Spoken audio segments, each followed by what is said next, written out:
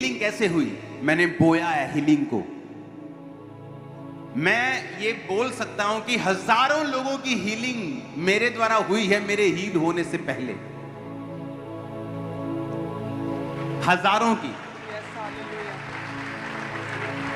जब मेरी परीक्षाओं के दिन होते थे तो कई बार उस बीमारी से मैं ग्रसित होता था और किसी के में हाथ रहता वो ठीक होता, अगले संडे गवाही देने आता था, आज मैंने ये किया मुझे कुछ नहीं हुआ। मैं सोचता था कि यही सेम प्रॉब्लम मुझे, और मैं बीमार हूं और मैं हाथ रख रहा हूं, मैं हील, लोग हील हो रहे हैं और मैं वैसा ही हूं। क्यों?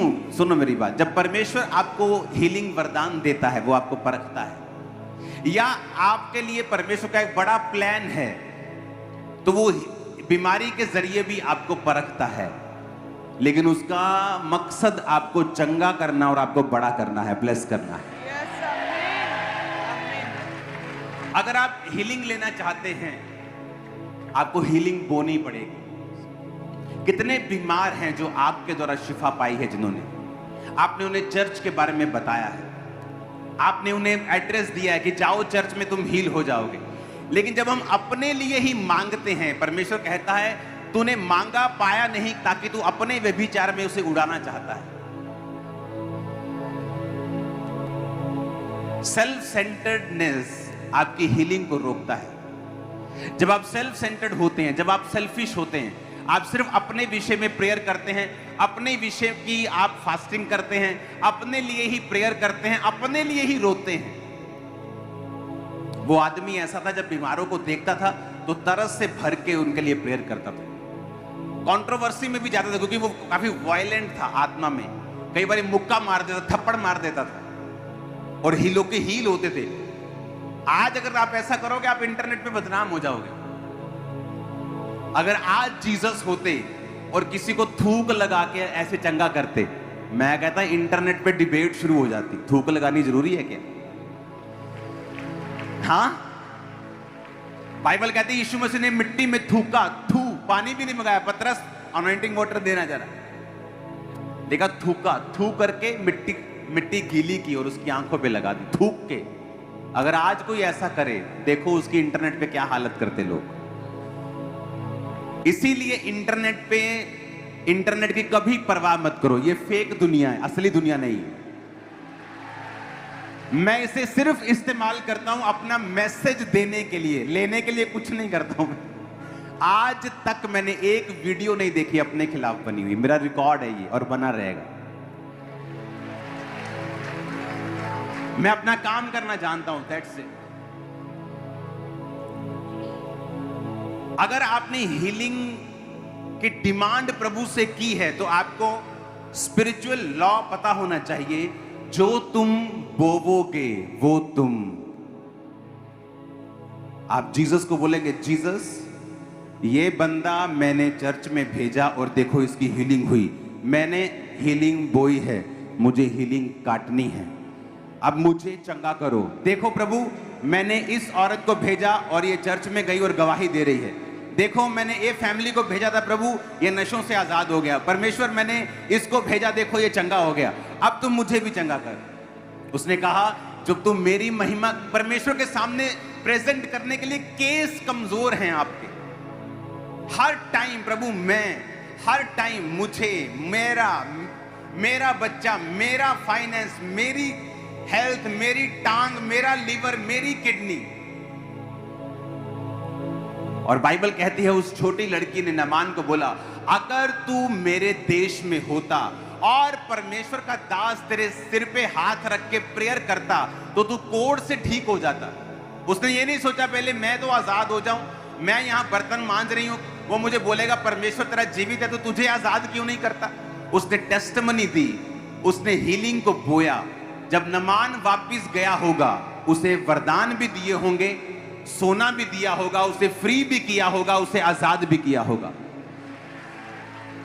आप हीलिंग का, ये हीलिंग संडे चल रहे हैं, अगर आप लेना चाहते हो प्रभु से, बोना शुरू करो। जिस तरह फाइनेंशियल बरकत आपको बिना बोए नहीं मिलती, आप चाहे 15 घंटे प्रेयर करने वाले व्यक्ति क्यों नहीं है, आपने काम धंधा छोड़ के प्रेयर करते हैं सिर्फ, तब भी आप फाइनेंशियली बरकत नहीं पाएंगे, क्योंकि ये स्पिरिचुअल रूल है जो तुम बोवोगे वो तुम काटोगे। कितने लोग हैं जो चर्च में हम लेके आए हैं, हमें मालूम है लोगों के पास किराया नहीं है, हमें मालूम है लोग भोले हैं, अपने आप नहीं जा सकते। कितना एफर्ट आपने लिया है उनको चर्च में लेके आने के लिए, कितने लोगों को आपने टेस्टिमनी दी है, कितने लोगों को आपने बताया है परमेश्वर के बारे में। परमेश्वर ने कहा जो तू बोएगा, बोलो अपने पड़ोसी को, वो तू काटेगा। आमीन। हमने बोया नहीं, हमने काटा नहीं। मैंने बोया है अपनी लाइफ में, मैंने काटा है, चाहे वो फाइनेंस हो, चाहे वो हीलिंग हो, चाहे वो पीस हो। और याद रखो, परमेश्वर जब आपको हीलिंग प्रोसेस में डालता है, कई बार वो आपकी हीलिंग प्रोसेस को लंबा चलाता है। उसका रीजन है क्योंकि वो आपको एक लेवल के ऊपर लेके जाना चाहता है। यूसुफ को वो एक लेवल के ऊपर लेके जाना चाहता था, इसीलिए उसका हीलिंग प्रोसेस सिर्फ शरीर का ही नहीं, आत्मा का, प्राण का, इमोशनली वो त्यागा जा चुका था, अपने भाइयों के द्वारा सताया जा चुका था, रॉन्ग एलिगेशंस के साथ जेल में जा चुका था। लेकिन बाइबल कहती है उसने परमेश्वर का पीछा नहीं छोड़ा, पवित्रताई का पीछा नहीं छोड़ा, और परमेश्वर उसे इमोशनली, फाइनेंशियली और फिजिकली हील करता गया और उसे स्ट्रॉन्ग करके खड़ा कर दिया। अपनी लाइफ में आप सपनों में भी हील होते हैं, स्वप्न में आप हीलिंग लेते हैं। मैंने ली है स्वप्न में, सारी हीलिंग नहीं, लेकिन बहुत बड़ी मेजर हीलिंग्स 2005 में मैंने ड्रीम्स में ली है। 40 रोजों के दौरान सुबह के समय सोने के बाद परमेश्वर के दूत ने एक दास के जरिए से होकर बात की थी। लेकिन उस ड्रीम में हीलिंग लेने से पहले आपको अपना स्पिरिचुअल वे जो होगा वो ओपन रखना होगा, दरवाजा ओपन रखना होगा, ताकि स्वर्गदूत जब आपको हील करने के लिए आए, आपका स्पिरिचुअल जो वे है जहां से वो एंटर करते हैं वो बंद ना हो। और उसे कौन बंद करता है? शरीर के काम, टीवी देखना, मोबाइल देखना, ऐसे काम करना जो बिब्लिकल नहीं है, जेलसी करना, निंदा करना, चुगली करना, विरोध करना। और जब ये काम हम करते हैं और जब एंजल्स रिलीज होते हैं हेवन से, वो हमारी लाइफ में मैनिफेस्ट नहीं कर पाते, वो हमें टच नहीं कर पाते। जब आप प्रेयर में जाते हैं, आप अपने आप को तैयार करते हैं, आप मेडिटेशन करते हैं, आप तैयारी करते हैं, परमेश्वर तेरे लहू की जय, तेरे क्रूस, आप उसके नीचे क्रूस को अपने आप को बैठा हुआ देखते हैं, आप देखते हैं आपके ऊपर परमेश्वर का ब्लड जो है वो गिर रहा है। आप प्रेयर में जाते हैं, आप आत्मा में चले जाते हैं, आप अपने आप को इतना तैयार कर लेते हैं कि जब आप रात को सोएं तो वो सोना ना हो, वो एक दूसरी दुनिया के साथ आपका कांटेक्ट पॉइंट हो।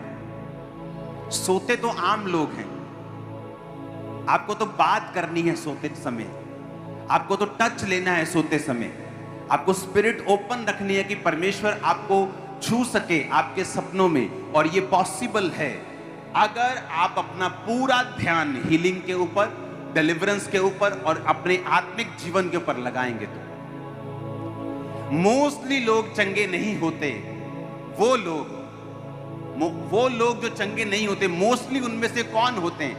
जिन्होंने पूरे मन से हीलिंग का और परमेश्वर का पीछा नहीं किया होता, जो एक बार मांग के थक जाते हैं, 2 बार 3 बार, एक बार रोजे रख लिए, नहीं हुआ, चलो छोड़ो, अभी दूसरे बाबे के पास चलते हैं। उनके लिए हीलिंग नहीं है। परमेश्वर आपको कुछ प्रूफ नहीं करना चाहता, वो आपको कुछ साबित नहीं करना चाहता। आप उसको नहीं मानेंगे, उसका कोई नुकसान नहीं है। नरक भी उसने बनाया किसी के जाने के लिए बनाया। तो जब हम 12 साल की लहू बहने वाली औरत के समान, जब आप पीछा नहीं कर सकते, शारीरिक रूप से कमजोर हैं, वो काम नहीं कर सकते, और फिर भी आप अपनी पूरी ताकत से, पूरा मन से, पूरी जान से जब आप परमेश्वर के पीछे लग जाते हैं, वो आपको हील करता है। आपको दिखाना पड़ेगा कि आप अपनी हीलिंग के लिए डेस्परेट हैं, आप अपनी चंगाई के लिए पूरी तरह से तैयार हैं कि आप परमेश्वर, मैं तैयार हूं। आप फास्टिंग करें, आप प्रेयर करेंगे, आप अपने आप को संसार की चीजों से डिस्कनेक्ट करके अपनी स्पिरिट को ओपन रखेंगे, परमेश्वर रात को आपको सपने में बात करे, आपको टच करे, आप मांगते जाएंगे। उसने कहा एक विधवा एक पापी के पास जाके लगातार बोलती मेरा न्याय करो, और पापी सोचता है ना मैं परमेश्वर से डरता हूं, ना किसी बंदे की परवाह करता हूं, पर मैं इसका काम कर दूंगा, ऐसा ना हो कि ये बार बार आके मुझे तंग करे। परमेश्वर ने कहा देखो एक अधर्मी अन्यायी क्या सोचता है, तो क्या मैं तुम्हारा न्याय नहीं करूंगा? क्या मैं तुम्हारी प्रार्थना का उत्तर नहीं दूंगा? अगर एक अधर्मी बंदा बार बार आने से एक बंदे की प्रार्थना को सुन सकता है, तो मैं तुम्हारी प्रार्थना को क्यों ना सुनूंगा जो दिन और रात मेरे नाम की दुहाई देते हैं, डे एंड नाइट। तुम कैसे दुहाई देते हो?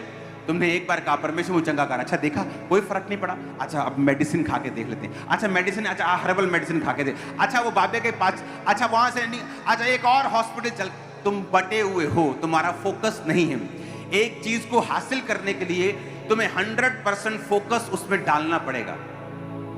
तुम्हें फास्टिंग करनी पड़ेगी, तुम्हें प्रेयर करनी पड़ेगी, तुम्हें मांगना पड़ेगा, तुम्हें खटखटाना पड़ेगा, तुम्हें लगातार दिन और रात उसके नाम की दुहाई देनी पड़ेगी, क्योंकि परमेश्वर तुम्हारी सुनेगा। वो तुम्हें बेबीज के साथ लेके आ रहा है, तुम्हें हीलिंग के साथ लेके आ रहा है। तुम्हारे सारे टेस्ट सारे पॉजिटिव जो है वो नेगेटिव हो रहे हैं यीशु मसीह के नाम, वो सारे एड्स जो पॉजिटिव है वो नेगेटिव हो रहे हैं, वो कैंसर नेगेटिव हो रहे हैं, बीमारियां सारी यीशु मसीह के नाम में आमीन। चाहे बरकत तुम्हारी है।